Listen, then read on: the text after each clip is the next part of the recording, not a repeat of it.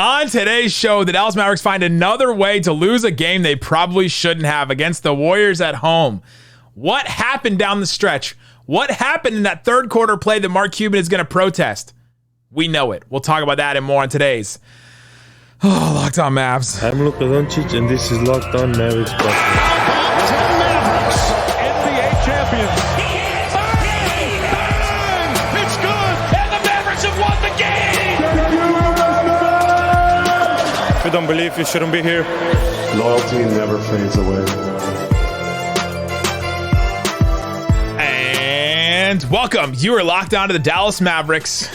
Yeah, get that music out of here. If we're supposed to be on this end of the court or that end of the court, my name is Nick Angstadt, media member and NBA channel manager for the Locked On Podcast Network. Your team every day, every side of the court. Thanks for being part of the show. Make it Locked On Mavs your first listen each and every day. Subscribe or follow for free wherever you get your podcasts or on YouTube, where the best way you can help us grow the show is to listen every day and to comment anything below. What is the most frustrating part of this Mavs loss? Let us know below. And They're discussing the podcast. Joining me, as always, my co-host, writer, and contributor at Mavs.com, the protest prince, the one more thing king. What you got for me, Isaac Harris? The bingo card for this season is just incredible. Black Sharpie all over it. I mean, you could have so many different things on this bingo card, from court delays to Jason Kidd quotes, leaking roof, injuries, and here's a new one. Trade, big trade. Yeah, big trade for... Almost said big ass trade, but I know there are kids listening, so I won't say that. Sorry, kids. Yeah, bleep that one out. You have a soundboard too. Do I still have it? Sorry. And now let's add this to the bingo card for this year. A protested call in the third quarter. That was one of the weirder sequences in a while. You know what it is, Isaac? It's great. It's great, dude. Dude, it's great. It's great. It's great, broski. Bro, name it. It's great. It's great. It's great, bro. It's great. It's great. It's great. This life's great, bro. I have no complaints. I don't. Mavs lose 127 to 125, and there was a crazy third quarter play. We'll talk about Luka Doncic's return for the first time in a couple of games after the thigh injury. Talk about Jaden Hardy. Find something good. Another something good. It feels like every game they lose, Jaden Hardy does really well, and we get to talk about that and talk about his game. But first, we have to start with what everyone's going to be talking about, what I'm probably going to go talk about on Locked On NBA here in a couple minutes when we're done with this. In the third quarter, about a minute 56, minute 55 left, the ball was scored by the Mavericks. They were taking the ball out of bounds. Timeout was called on the Mavericks. The referee calls for the Warriors ball, but then he also points to the other side and double points because he's saying Mavs. How did you start that whole sequence there? Mavs timeout. What do you mean? Well, like the ball goes out of bounds off of Looney. It seems like it was off of Looney, off of Mavs. That's what it seemed like, yeah. Yeah. And then that's when the referee, Anyway, keep going. Did I just lose my mind and say something wrong? Well, you said it was after a scored basket, and then the ref called timeout for the Mavs. And that is false. That's completely false. Don't listen to me at all. Anyway, rewind. Start over. So the ball looks like it goes off of Looney. The referee points towards the Warriors side. It's like Warriors ball. The Mavericks are like, wait, what? And then he points over to the other side and points. And then he points again, and he looks at Looney, and Looney like protests too, because Looney doesn't think it's off on him, obviously. And so he looks at the ref, and the ref goes, Mavs timeout, like called timeout. But at that point, the Mavs are already going to the other side of the court because they're going to their timeout. And so then, like the play resumes. Warriors are on one side of the court, their side, and the Mavericks are on their side of the court. And two Mavericks are coming up to get the ball to inbound it. But by the time they get to half court, the Warriors had already inbounded the ball because one referee was on that side, the one that called it, and gave the ball to the Warriors, and then the Warriors went and scored, while the other two refs are on the other side of the court, on the other side with the Mavericks.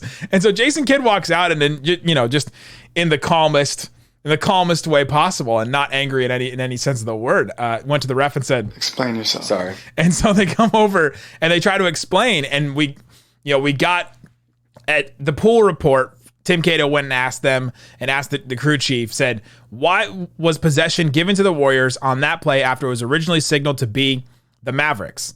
And then the crew chief said, initially on the floor, the original signal was in fact Golden State Warriors ball. that can be seen on video. There is a second signal, but that signal is for a mandatory timeout that was due to the Mavericks. So that's why he signaled one way, then signaled in the other way. The Mavericks are just confused in it. Normally in a play like this, the refs get together and converse. That's what Jason Kidd said. That's what Luka said after the game. But that didn't happen. They just gave the ball to the Warriors, and the Warriors just scored. And so now we're at this point where, Mark Cuban is gearing up, ready to protest this. And he has this tweet. Sit down and let me read this out to you. Which tweet? It's story time. The first one. Okay. This is from Mark Cuban. For those wondering about the play with 1:54 to go in the third, let me explain what happened. The ref called Mavs ball. The announcer announced it. So Sean Heath announced it. Then there was a timeout. During that timeout, the official changed the call and never told us. Then when they saw us line up as if it was our ball, he just gave the ball to the Warriors. Never said a word to us. They got an easy basket. Crazy that would matter in a 2-point game. Worst officiating non-call mistake possibly in the history of the NBA. All they had to do was tell us, and they didn't. According to Shams Charania, the Mavs now plan to file a protest. Isaac Harris, what happened on that play? What will happen with this protest? Oh, well, nothing's going to happen with the protest unless we get some type of... I'm just waiting for the tweet, right? Is it going to be like a restless night? Sleepless nights. No, I don't even know if it's going to be sleepy. It's going to be like a restless, It's like, man, it was a tossing and turning night for us, and we all make mistakes, but referencing when LeBron got fouled by Jason Tatum on that play, and the referees just tweeted out, we have sleepless, restless nights about calls like this, and that was all they did basically on that one. I think the same thing will happen with the Mavericks. Yes, I said the Mavericks will get a dub out of this one. A dub stands for well-written letter of apology. That's what they'll get. I don't think they're going to get that. That's the best. Yeah, it probably won't be well-written. It'll just be a tweet. Probably. LeBron only gets the tweets. They probably only get a tweet. But all I know is that I need a recovery beer. Well, listen, nobody died out there. So, let's at least look at it like that. How do I not have that as a drop? And let's just be excited. Kid was watching, and he's seen. I'm not playing. I'm watching, just like you guys. But no. Here's the thing for the refs. The correct calls were made. As far as hey, it was it was Golden State ball. It should have been, yeah. And then he signals the timeout. The problem is, once you come out of that, that's when you have to it's what they're saying. You got to get everybody together and be like, okay, obviously there's some confusion there because the Mavs seen his direction of the timeout thing, thinking, hey, they said, Mavs ball. And Sean Heath probably thought the same thing of oh, Mavs ball. It's look at the motion of his hands pointing down in the floor. So, that was that. And they come out, one ref is obviously inbounding the ball. The other ref's at half court. The other ref, the third ref, is on the other end with the Mavs players. Yeah. I think that third ref is clearly not on the same page with the other ones. So, he wasn't on the same page for the entire game, I don't think. There were calls made, but I just did not get. So anyway, that's where they should have just hey, let's come together. Let's figure this thing out if they didn't understand it. But then other refs no, here you go. Y'all can just have this. So there's not going to anything that's going to come from the protest. No. That's just Mark's. I thought one of the wilder things about this though. So I didn't get a chance. I couldn't go to the game tonight. So I was watching on the broadcast. Jeff Van Gundy says at the beginning of the fourth quarter, hey, Mark Cuban said in the middle of the third, in between the third and fourth quarter, that he's going to protest this game if it's a 2-point or less, loss. So I'm sitting, watching the four. I'm all right, let's just see if they lose this game, if it's under 2 points. The funniest thing about this whole dang thing. Okay. So Golden State scores. Yes. Golden State scores. They're up by 5. Yeah. And there's 1.7 seconds left. Obviously, you can't do anything with that. Mavs call timeout. They call timeout and get the ball at midcourt. And I'm like, oh my, as soon as they call timeout, I'm like, they're legitimately going to go for a 3 here just to try to get this thing at 2 points so he can protest it. I started looking up the FanDuel odds because does Kid just want them to cover? Is he just wanting them to cover this game, to get it within 2 points? And then Reggie hits a shot. Oh my gosh. And it goes in, and I just start audibly laughing. I'm like, oh my gosh, they really did it. Cuban's 100% protesting now. And I tweeted out having fun with it, and then he confirms it with a lot of people, and I was like, it was just an incredible sequence. I mean, I say incredible. Incredible is relative. Incredibly hilarious, right? Like, at certain points in your life when like bad things are happening to you and you just have to like laugh at it. Like my wife talks about this when she was, a teacher. Like at a certain point, you just laugh at like another crazy dumb thing happened. You just got to laugh at it at a certain point. That's what I said in the Spurs game the other night when Maxey threw it out of bounds. I was like, I just started laughing because that's the only thing you can do at that point.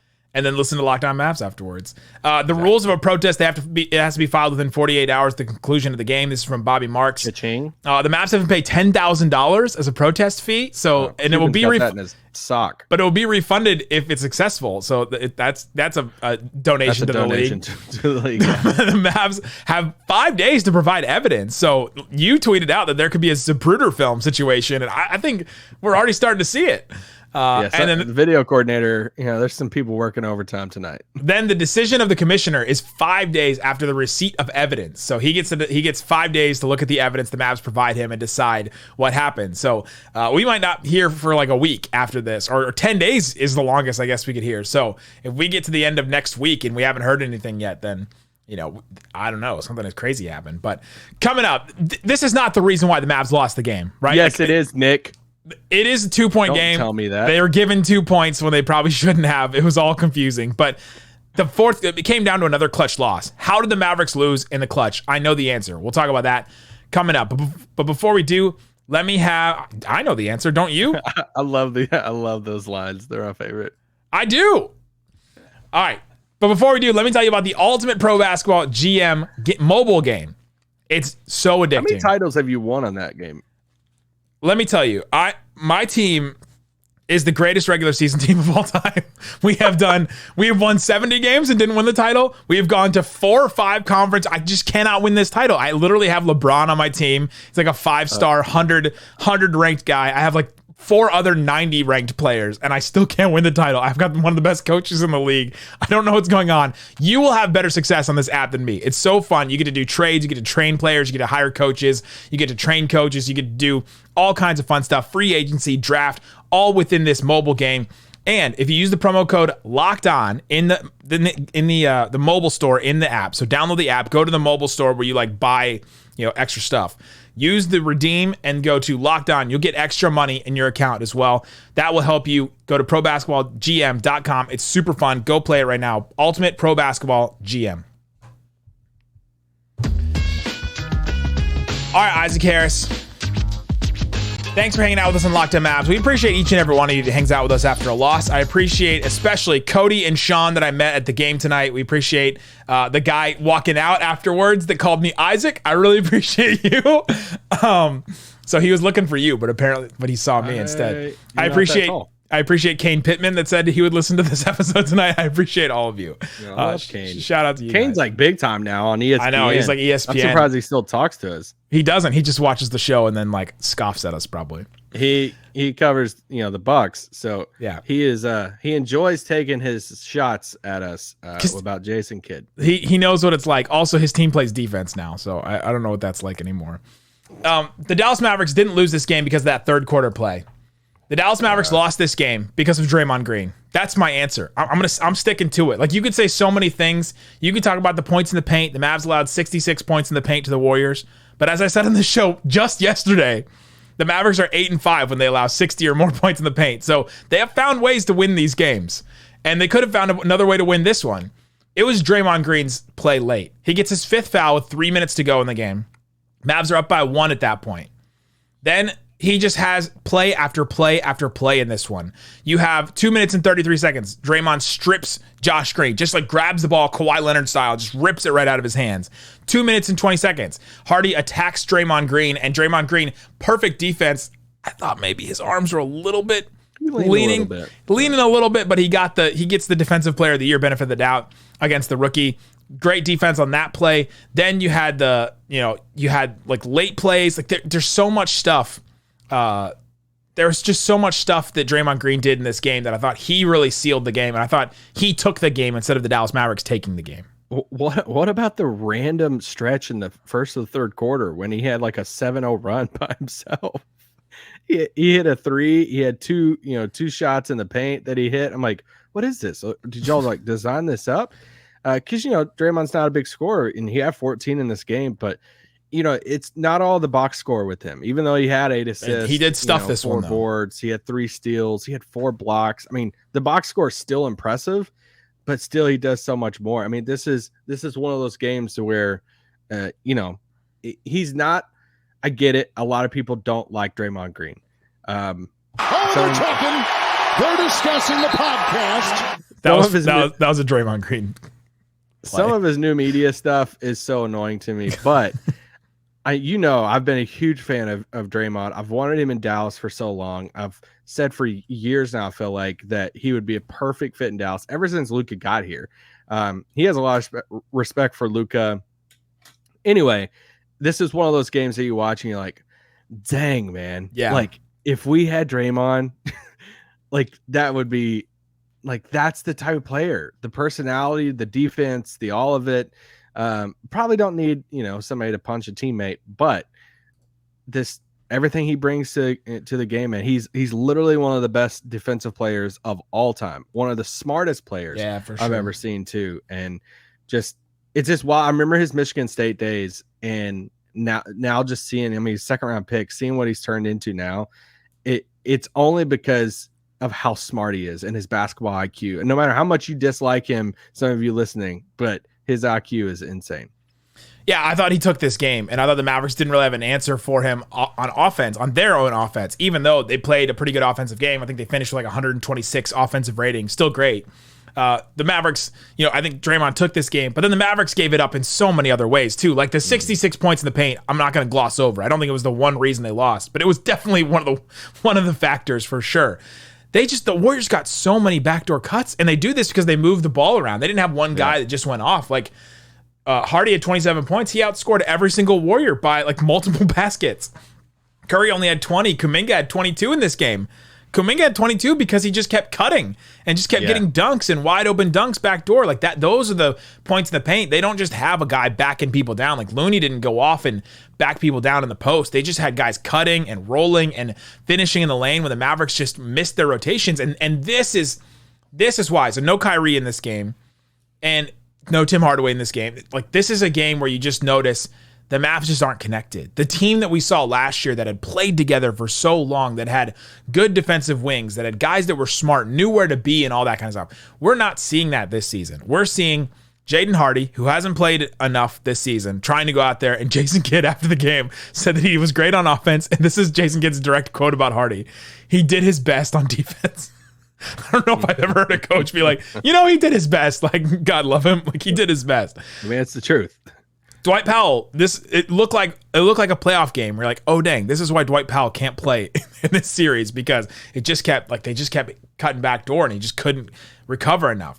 Christian Wood got an extended run, at least for our Mavericks big in this game. Maxi Kleba struggled in this game to recover because there's just so much ground to cover with the Warriors swinging the ball around all over the place. 33 assists for the Warriors in this game.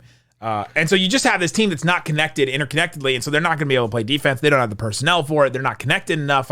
And this is where you start seeing that hurts you a lot, is against a team that knows what they're doing, has played together for a long time, and Steph, Clay, and Draymond, and even Kuminga. Kuminga's been on the Warriors longer than most of the Mavericks have been on the Mavericks. Yeah, I mean, he had, like you say, he had 22. He's had a good little stretch of games here for a little bit. He's a lot of fun off the bench for him, but. Not to go back to Draymond, but they have a defensive leader, defensive anchor, and Dallas doesn't have that. You start looking at individually where some of these guys are at defensively. And it's like Josh feels like he's still kind of like deer in the headlights at times. I mean, right now Luka is a negative on the defensive end. For sure, there's no other way to put that. I mean, he had a moment in the third quarter where his leg started bothering him again. He contested Draymond on a fast break, and then he was holding his leg a little bit. He's not 100%, and when he's not 100%, it really hurts him.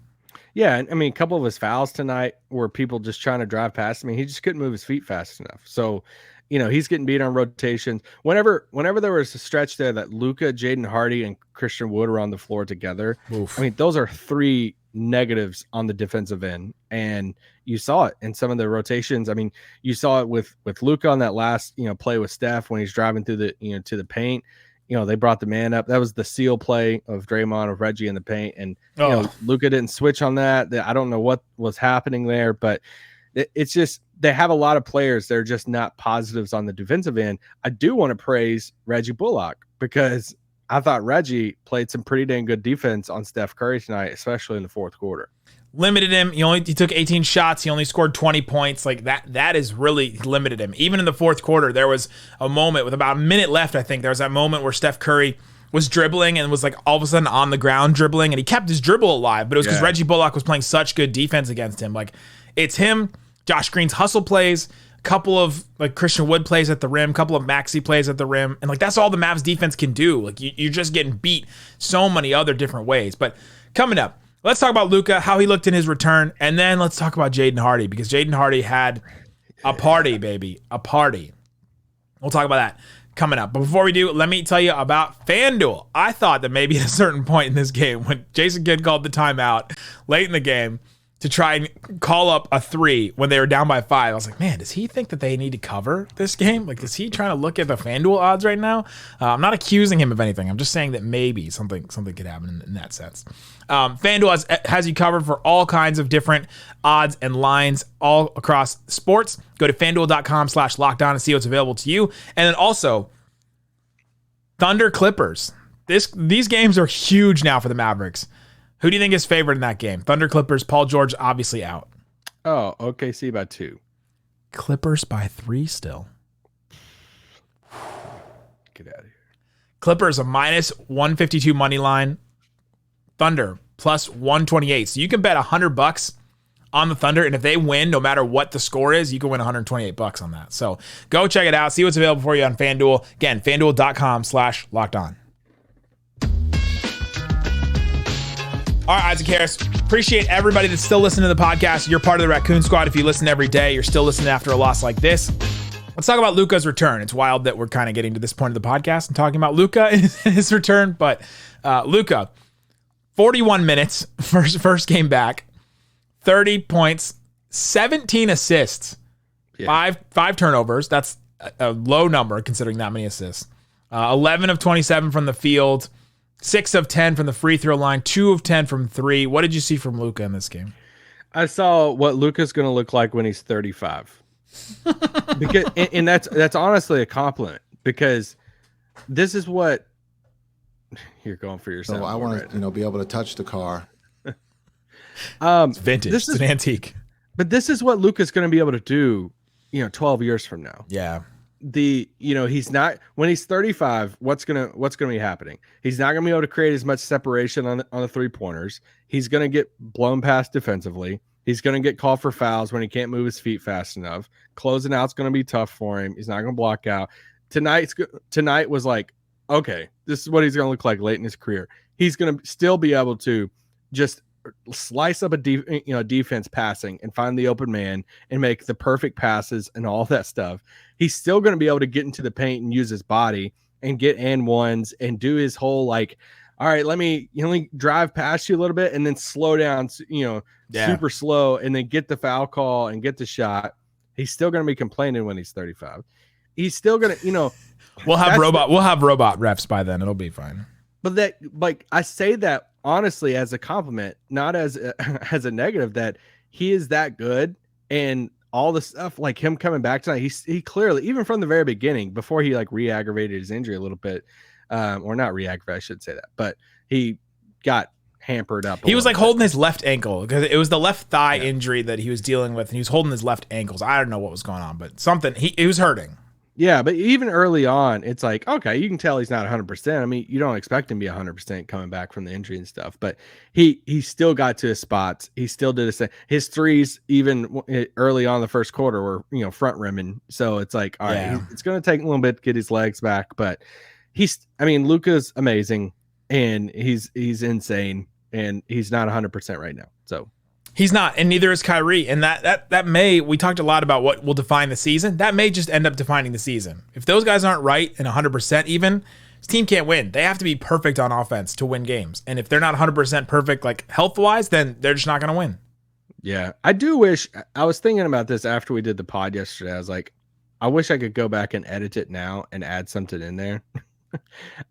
Because I think we should have put some like more positive stuff about the first half of Luka's season, because right now we are frustrated with how the season is and all of that, but realistically they're still like, it's not like they're like tanking right now. They're right there fighting for. Are they not?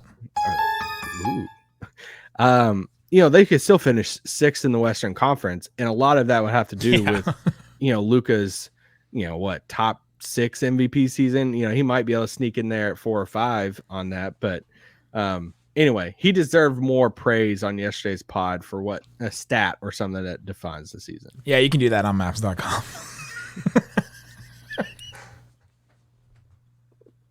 You know what? I will this Friday on the Corner 3. Studio 41. You can listen to it on Saturday. Me, Bobby, and Kat. We'll talk about it on 97.1. The Freak from 12 to 2. If you want to listen to that here in Dallas, it's a Corner 3. Touche. Over here, we're still going to lament what's happening this season. Let's talk about our boy though. Party, let's go party.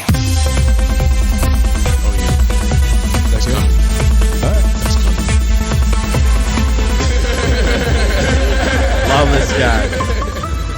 He's so fun, man. It's so easy to root for and like so fun. Jaden Hardy finishes this game 25 minutes off the bench, 27 points, 5 boards, an assist, a steal, 0 turnovers, which are huge. 6 of 9 from 3. Some of those defensive possessions should be turnovers or something. Isaac. 10 of 18 for the field, 6 of 9 from 3. Wow, that's nice. Only 1 of 2 for the free throw line. But Jaden Hardy, like the thing that stood out to me the most about Jaden Hardy, and like we've seen this over and over again, he can score. We know if he plays 15 minutes, he's going to score 15 points. That's just the rule this season.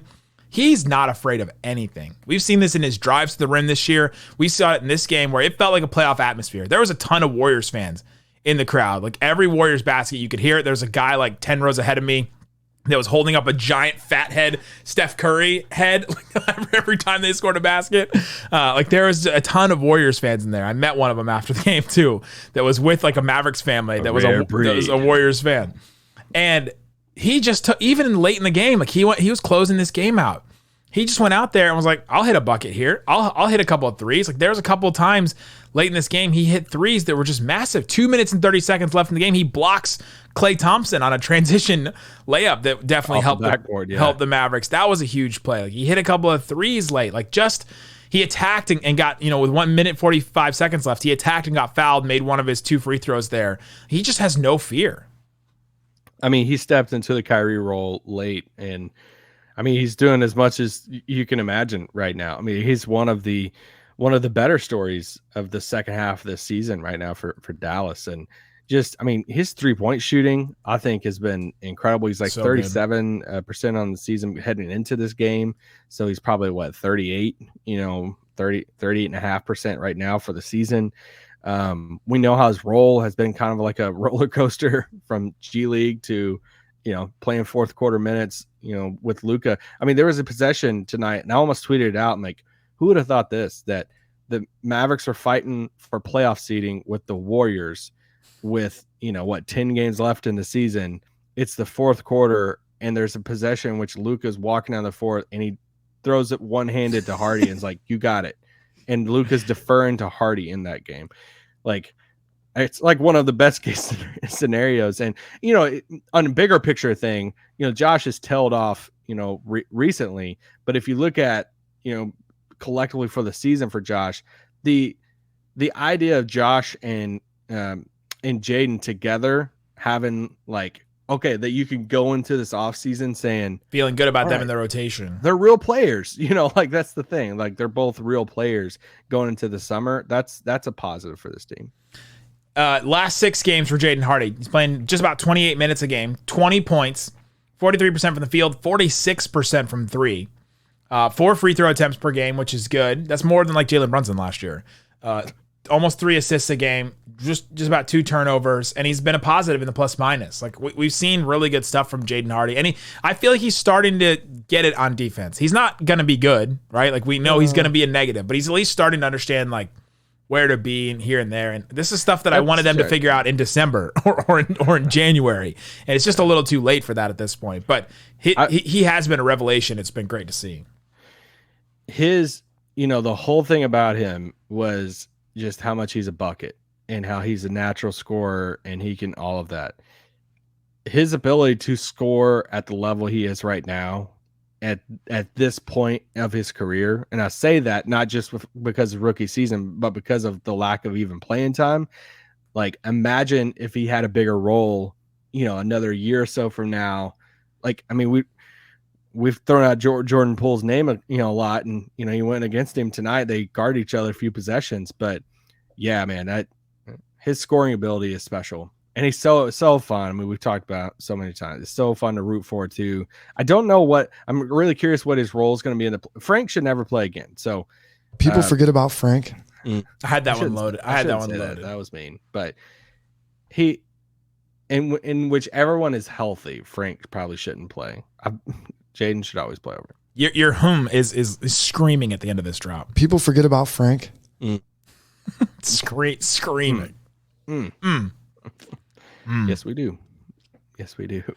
Jaden Hardy was great in this game. He was the bright spot. Luka Doncic coming back and not being healthy. Like somebody pointed out, like in my post-game reaction, they're like, you said Hardy was the lone bright spot. What about Luka? Like, I don't know if I'm feeling real good about Luka. Like, he produced, yeah, but he wasn't efficient. You could tell he's hurt. You could tell he's not going to be 100% this season. I'm not feeling good about that. I am feeling good about what we saw from Jaden Hardy, though. Hopefully he gets more time.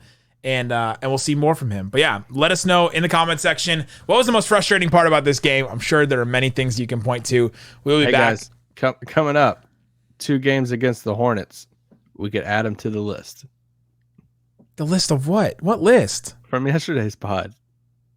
About the bottom 10 teams. There's a chance here. No, you're trying the anti-jinx now is what you're trying to do? Guys. From yesterday? Okay, let me you jinxed them so hard yesterday that you're trying to anti-jinx now. Will it be a new low if they lose to Charlotte? 100%. Either of those games, the season will be ended again. Here's one thing though that I did say on Locked On Sports today. Like, the season's still not over. Some people were saying like put them in ice, like it's done. Yeah. Wrap the season. The West is still they're 3 games out of 4th. I was gonna say they can still finish above the play-in. Like, this is just how wild it's just how wild the West is this season. Like, anything can happen still. These last couple of weeks are going to be wild. You have to stay with us. You have to stick with us. Go listen to Locked On Sports Today. That make your second listen, because I was on it today. You can go hear from Peter Bukowski and all of the Locked On hosts from the biggest stories in sports. Locked On Sports Today on YouTube, wherever you get your podcast. Guys, thanks so much for listening to Locked On Mavs. Peace out. Boom!